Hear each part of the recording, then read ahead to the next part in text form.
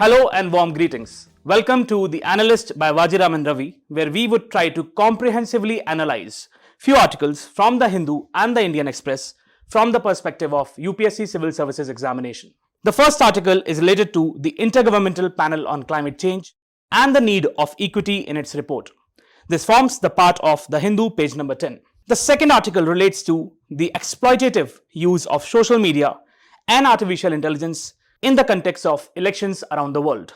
Now, this forms the part of the Hindu and the Indian Express. The third article is related to the conflict in Myanmar and how it has ravaged the whole country and its impact on the region and India in particular. This forms the part of the Hindu, page number 8. Fourth article is related to the banning of coloring agents in food by the Karnataka government. This forms a part of the Indian Express, page number 11.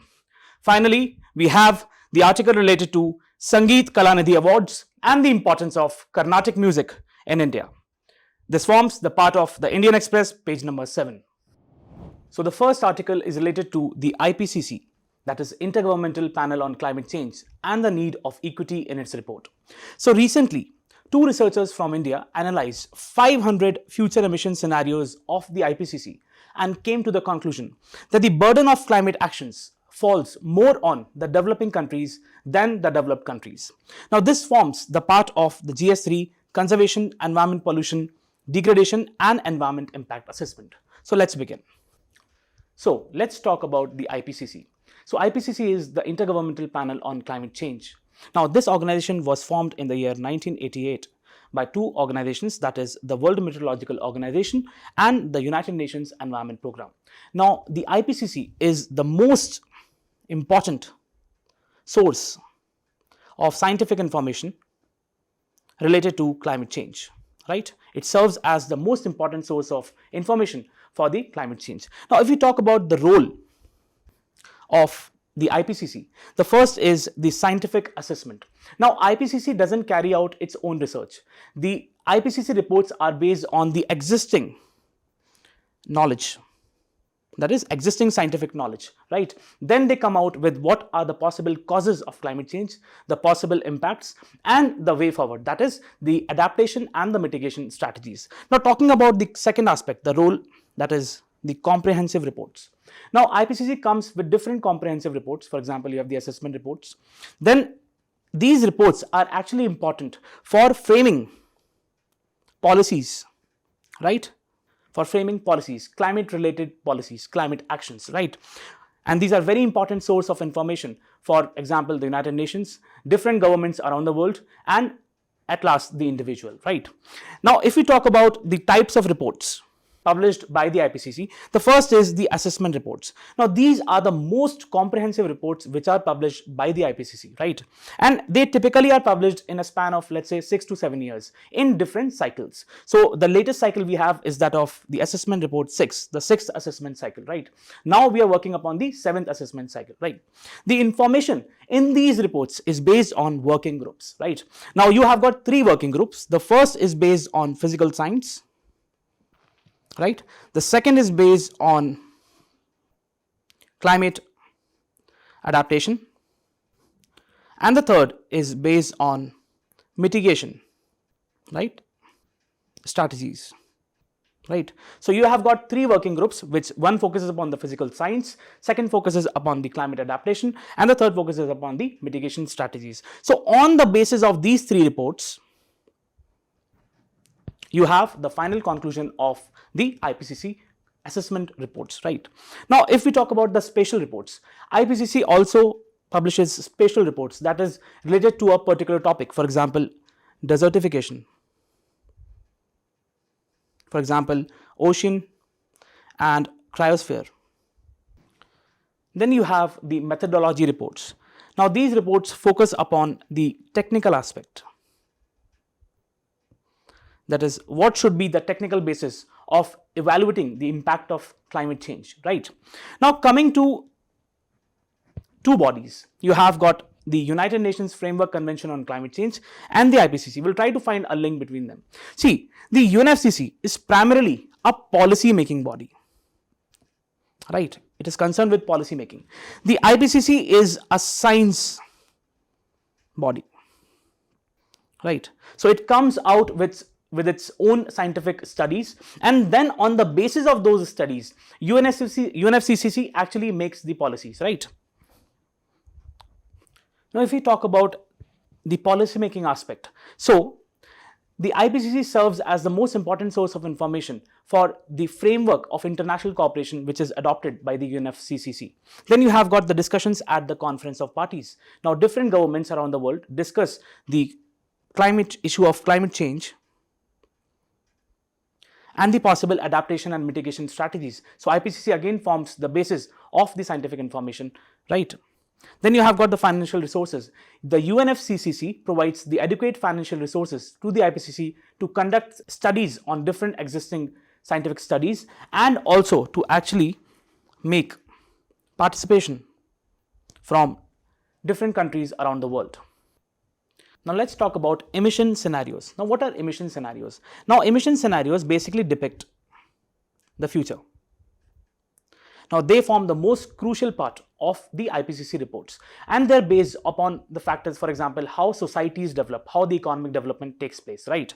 Now these actually serve two purposes. First, predicting future emissions on different factors, for example, demographics or economic development or land use change, right? Or energy use. So on the basis of different factors, they basically come out with reports, that is, they then predict how the future emissions would be. Now coming to the second aspect, the second purpose, that is informing climate projections. Now they are based on different models, complex climate models. Now they basically project the climate change, right? So basically they serve two purposes. Now coming to the next important aspect, that is the IAMs. Now what is IAMs? As we discussed, now these are complex models known as integrated assessment models, right? Now these models serves as the basis for actually developing modeled pathways, right? How the trajectory of climate change would be, the possible trajectory, right? Now they are based on human and earth systems, the interaction between the human and the earth system. Now understand, now they are interdisciplinary in nature, meaning that they can have reports on macroeconomic models, which actually, for example, talks about the possible GDP growth, right? Then they can have the emission, the energy models, which are based upon the future energy use. Then they can talk about the vegetation models upon how the land would be used. Then they can talk about the earth system models, that is the physics involving the climate change, right? Now understand that since they are interdisciplinary in nature, they actually form the most important part of the policy relevant guidelines, so that to mitigate and to adapt to the climate change. Now these have certain shortcomings. Now the integrated assessment models actually focus upon the least cost assessment. What it means is that now to install a solar plant in India or to conduct afforestation in India, right, the cost would be lesser if we do the same thing in the US, right? So it prioritizes actions in India and not in the US, right? So that is one of the biggest shortcomings. Now talking about the study conducted by the two researchers, right? They are based on, one is based on the National Institute of Advanced Studies, Bangalore, and the second is based on the MS Swaminathan Research Foundation, right?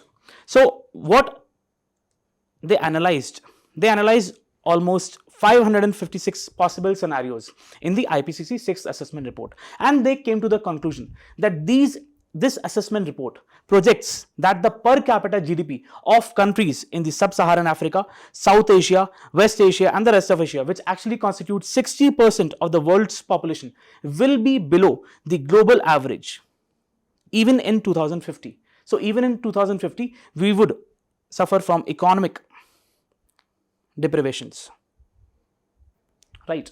Now what does it actually reflects? Now, it actually reflects the inequities between the global north and the global south in terms of the inequities in the consumption of goods and services, or the consumption of fuel or energy needs, right? Now, these scenarios actually disregard the concept of historical responsibility of the global north, right? Why? Because these reports actually highlight that it is the major responsibility of carbon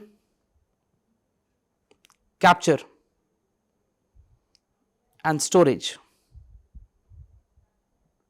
and other carbon sequestration mechanisms lies more on the developing world and not the developed world, right? So this actually concludes that poorer countries have to bear the most of the burden related to the climate change. Now, if we talk about why does equity matters? So, under the Article 3 of the United Nations Framework Convention on Climate Change, we have the principle of common but differentiated responsibilities and respective capabilities. So, the principles of equity are clearly highlighted in the convention itself, right? So, it should be an obligation of the developed countries to actually lead in combating climate change. All right.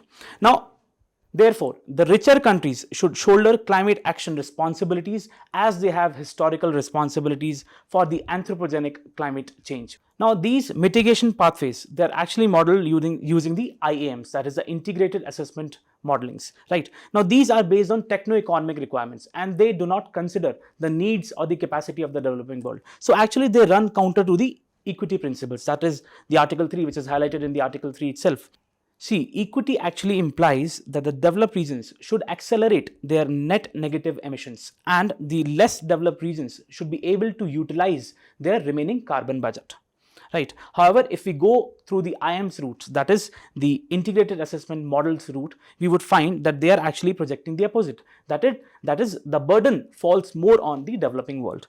Now, there's a dire need for climate justice. What it means is that the developed world is not only obligated to transfer the financial resources or the technical resources. However, there is a need of climate justice in framing of the reports itself. That is, the reports should consider the needs and capacities of the developing countries. Now, let's understand the exploitative use of social media and the artificial intelligence, especially in the context of elections. See, there is a shadow of social media and the large language models over the elections around the world. And this actually can generate, through the artificial intelligence, disinformation, right? And it can impact both the campaigns and the election results very significantly. Now, this forms the part of the GS2, that is democratic elections, and the GS3, science and technology. So, let's start. Now, what is social media? So, social media are online interactive platforms that basically focus upon the creation and the sharing of information. Now, if you go by the numbers, we have around 4.6 billion people, that is around 58% of the global population that uses social media. Then you have a study says that on an average, a person spends almost 2 hours, 27 minutes daily on the social media. Now, there can be different types of social media, right? The first is social networking. For example, you have the Meta's platforms.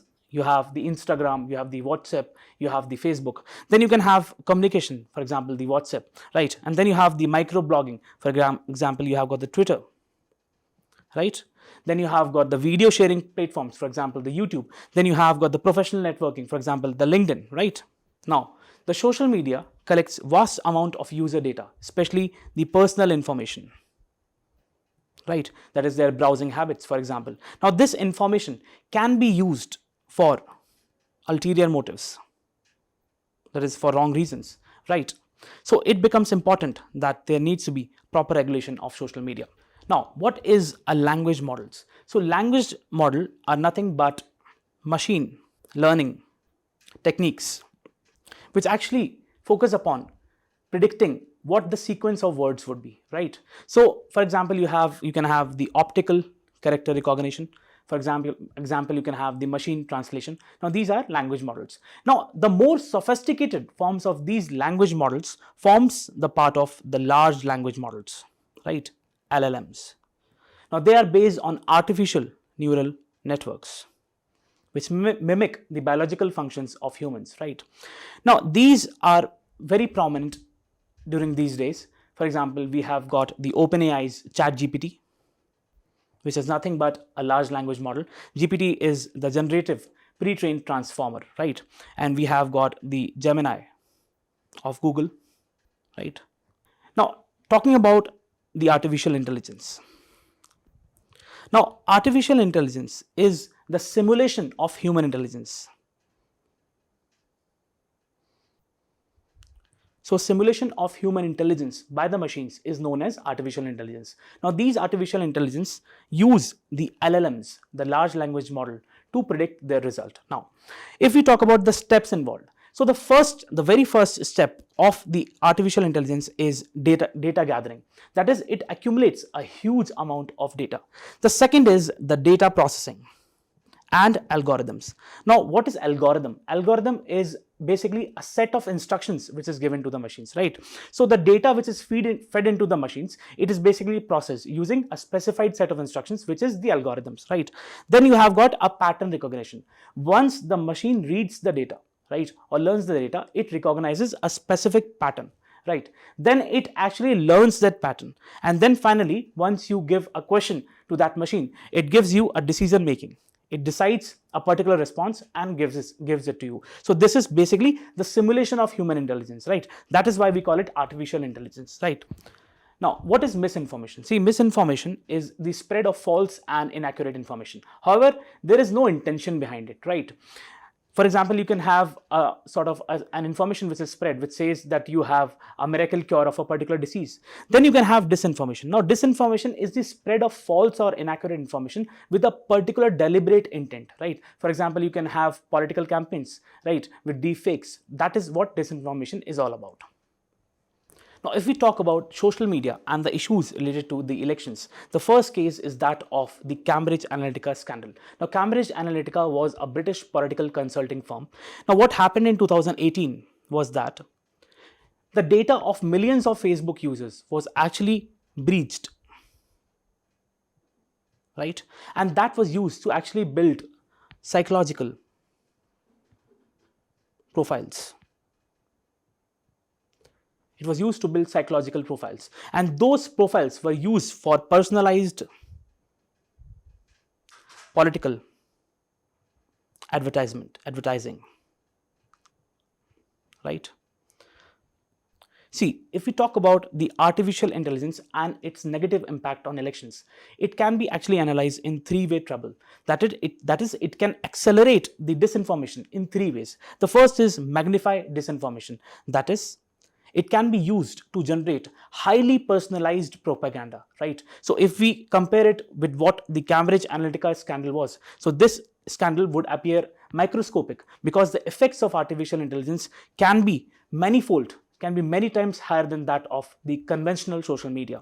Now, if we talk about hyper-realistic deepfakes, now what is deepfake? Deepfakes are manipulated media. That is, manipulated images or videos, which at the face of it seems real, but however they are doctored, right? They're made using generative artificial intelligence. Now, if we talk about the deepfakes around the world, especially in context of elections, we have the example of Argentina. So just before the presidential elections, you had the candidate Javier Milei. He actually posted a picture, doctored image using artificial intelligence of his opponent Sergio Massa in a Chinese communist dress. Now, this actually had 3 million views on the platform X in a country whose population is 46 million. Ultimately, Javier Milei became Argentina's president. So in the second case, you can see that there was an appearance of a video, a doctored video of late Kalanidhi. Now, it was made using generative artificial intelligence, in which he talked about the suppression of states, right? Then in the third case, you can have of Slovakia. Now, what happened in Slovakia was that just before an election, an audio was surfaced over there. The top candidate was actually heard saying that he had bought the votes of the minority group, and also if he comes to power, that he would tax beer. Ultimately, that audio clip was circulated, and that candidate was eventually defeated. Now you can see how deeply artificial intelligence can affect the election results. Now the third is micro targeting. What do we mean by micro targeting? See, micro targeting means sending specific messages to particular individual, right? Now it actually involves a highly technical data analysis and predictive modeling, right? So on the basis of very intense data analysis and predictive modeling, you can have this micro targeting, right? Now if we talk about the risks associated with using artificial intelligence, the World Economic Forum's Global Risk Perception Survey, it lists misinformation and disinformation as one of the top 10 risks the world is facing, because it has a huge capacity to generate synthetic content, right? Now, if we talk about the potential displayed by these artificial intelligence platforms, so recently a British non-profit, that is the Center for Countering Digital Hate, it actually conducted tests on 4 platforms, that is Midjourney, ChatGPT, Stability AI and Microsoft Images, right? And it found that in almost 40% of the cases, it was able to generate deceptive election related images. Now this comes at the background that these all 4 platforms, they basically prohibit users from generating such deceptive election related images, right?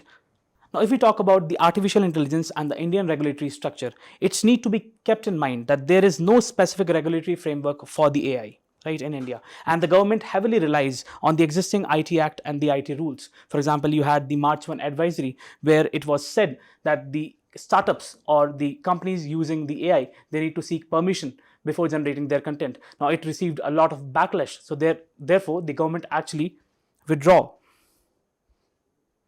this advisory. Now, when it comes to the way forward, learnings can be taken from the European Union's recent Artificial Intelligence Act. Now, this was just passed a week before by the European Parliament. Now, when it comes to the digital policies and the regulations, European Union has been the pioneer. It has been at the forefront. For example, we had the GDPR, which was released in 2016, General Data Protection Regulations for protecting the user privacy. Now, this framework actually divides the technology, creates a horizontal framework and divides the technology into 4 areas. First is prohibited. Those areas which involve human rights violation, for example, you can have mass surveillance, those technologies are strictly prohibited. Then you have the high risk areas, for example, those areas which involves human biometrics. For example, you can have education or health. Now they need human oversight, right? Then you have got limited risk platforms, for example, the chat box, right? Then finally you have got the minimal risk. Those platforms, for example, they're just using the artificial intelligence to create simple images, right? So what can be the way forward? Indian government can actually utilize and use the EU's Artificial Intelligence Act to create a broader framework, so that the artificial intelligence is not used for the wrong reasons, not used for political campaigns to smear the opponents, right? And there is fairness in the election process. Now, coming to the third article. The third article is related to the conflict in Myanmar and how it has been ravaging the whole country, and it has led to numerous implications for the region and for India in particular, right? So this calls for an urgent action. Now this relates to India and its neighborhood relations and the GS3, that is security. Now if we talk about India's border with Myanmar, now understand that Myanmar is a multi-ethnic country and there are some common tribal groups on both the sides of the border. Now India shares a land boundary of around 1,643 kilometers and 4 states, Arunachal Pradesh, Nagaland, Manipur and Mizoram. They share a common boundary with that of Myanmar. Now if we talk about the political transitions in Myanmar, chronologically, the first is that of the pre-colonial era, which was before 1885. So you had a series of kingdoms with hereditary monarchy, right? For example, you had the Pagan Empire. Then you had the colonial period. Now this was actually as a result of the colonization of Myanmar by the Britishers for their own selfish purposes. Now it was from 1885 till 1948. Then post-independent. In 1948, Myanmar gained its independence under the leadership of Aung San, right? And there was establishment of parliamentary democracy. Now, however, soon he was assassinated and thus it led to an instability. right? Now, you had the military rule from 1962 under the military dictatorship of General Neven, right? He tried to establish a one-party socialist state, and where it was not focused on the economic development, rather it was focused on the military spending, right? Then, now, if we talk about the next phase, that is the pro-democracy uprising and the transition, that is from 1988 to 2011. The first is that of the 8888 uprising. Now, it was a result of the economic hardships which were actually faced by the people, and people came to the streets. However, the military brutally suppressed this movement. However, it was finally it had to relinquish some of its powers to the people. Then you had the rise of Aung San Suu Kyi, that is the daughter of the leader Aung San. Now, she was actually the most prominent democratic leader during that time. However, she was put under house arrest for almost 2 decades, right?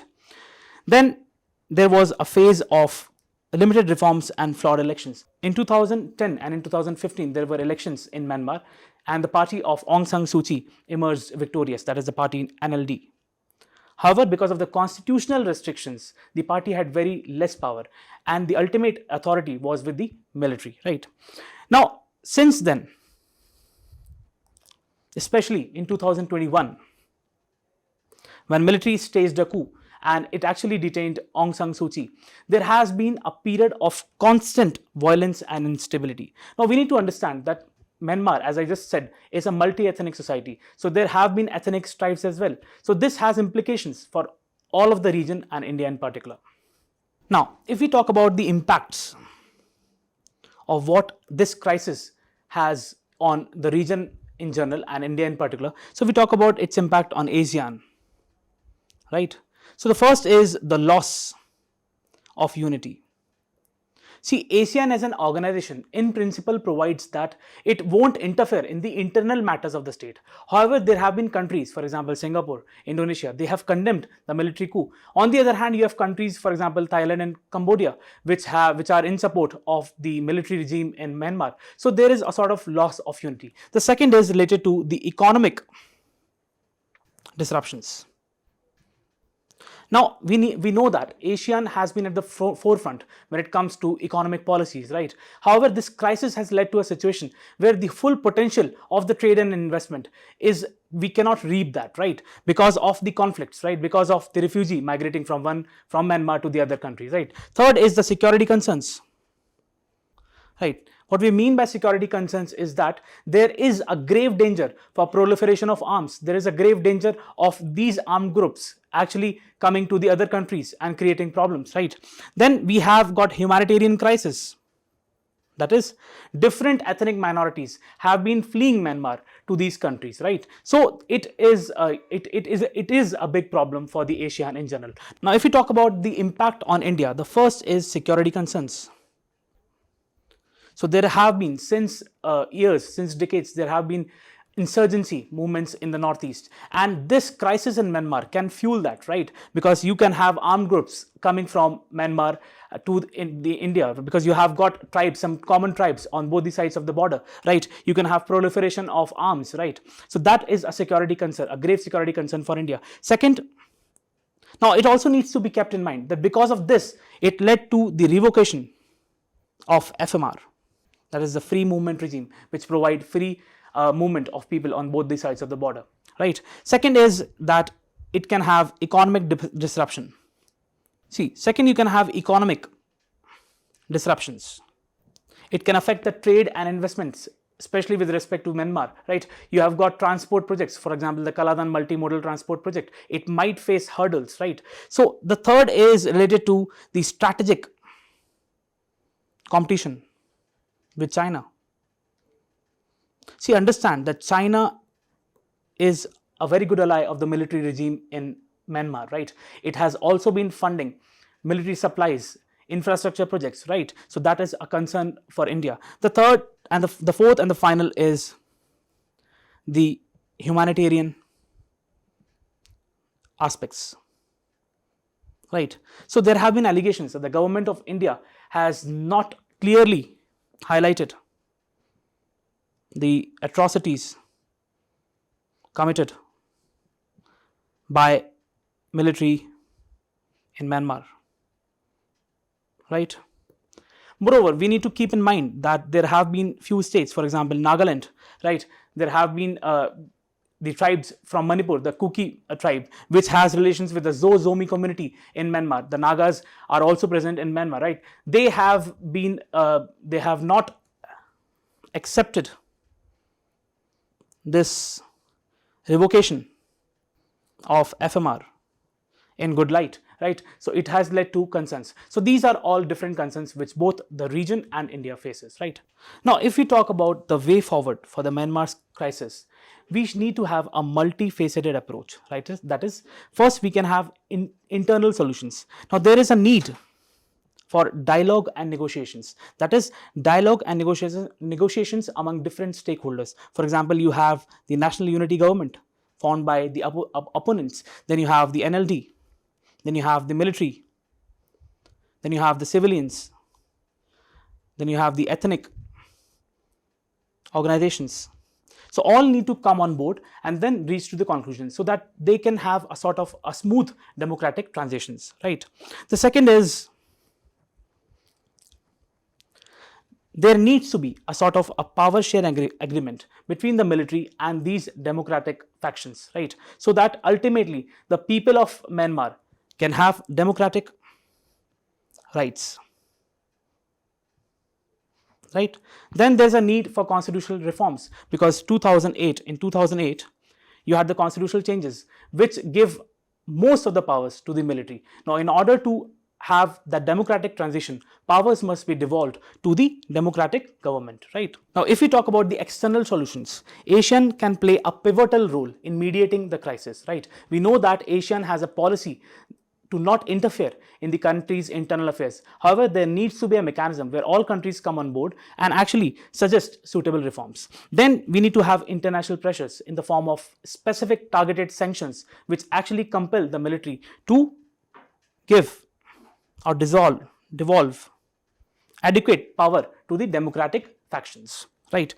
Then humanitarian aid. What is needed is there needs to be specific provisions to help the people who have suffered because of the refugee crisis, especially in the context of ethnic minorities, right? So if we have these solutions, overall comprehensive multifaceted approach, then the situation in Myanmar can improve and it can lead to a whole regional stability, right?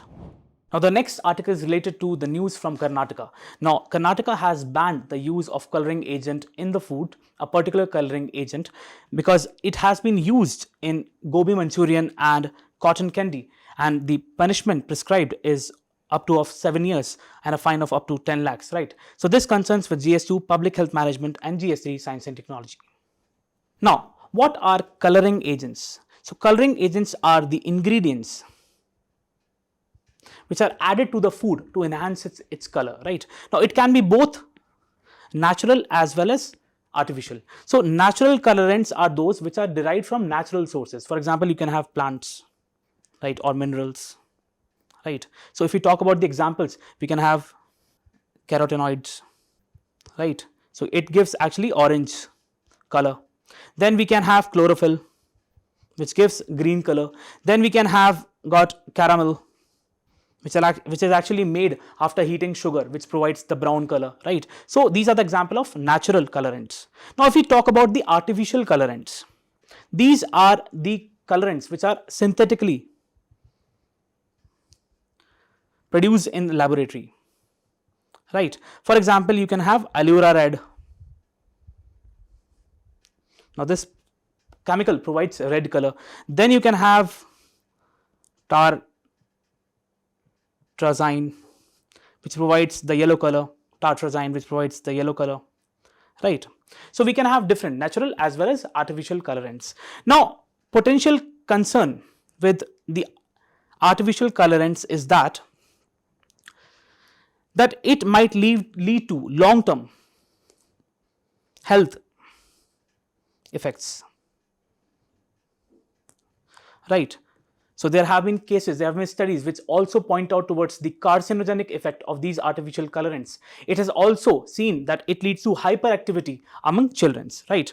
So in Karnataka case, what has happened was that many samples of this gobi Manchurian and cotton candy were actually tested, and they actually led to the conclusion that these food actually contain rhodamine B.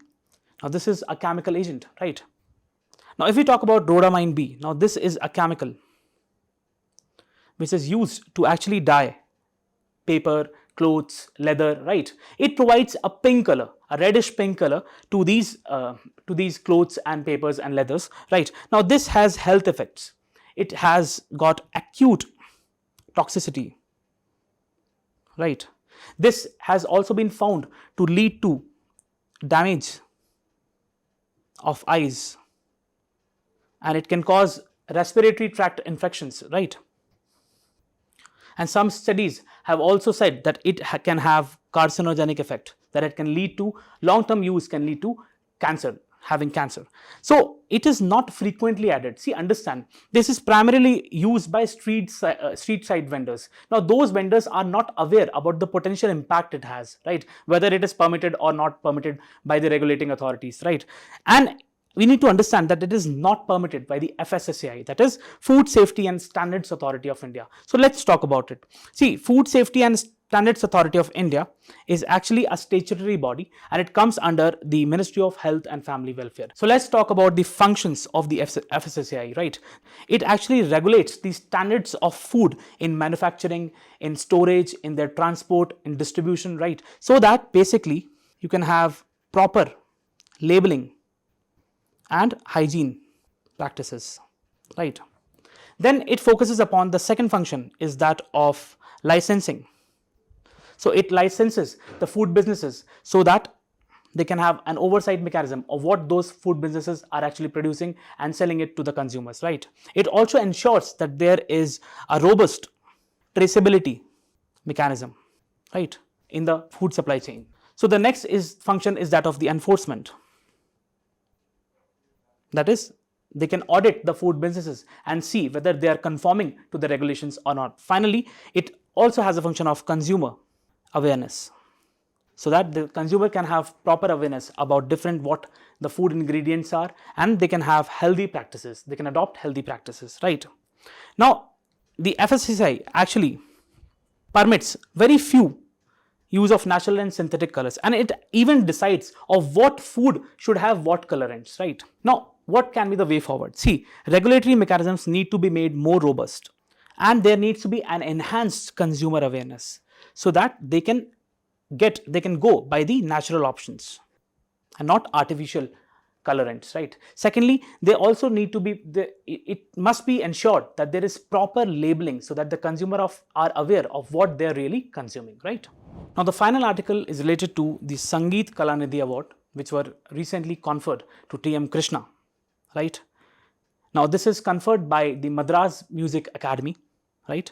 And it also includes the Nitrik Kalanidhi Award, which has been conferred to Mohiniyattam exponent Neena Prasad, right? So this concerns with GS1, Indian Heritage and Art Forms. So let's start. See, if we talk about the Carnatic music, it is also known as Karnataka Sangeetam, right? Now it forms, see, Indian classical music has two subgenres,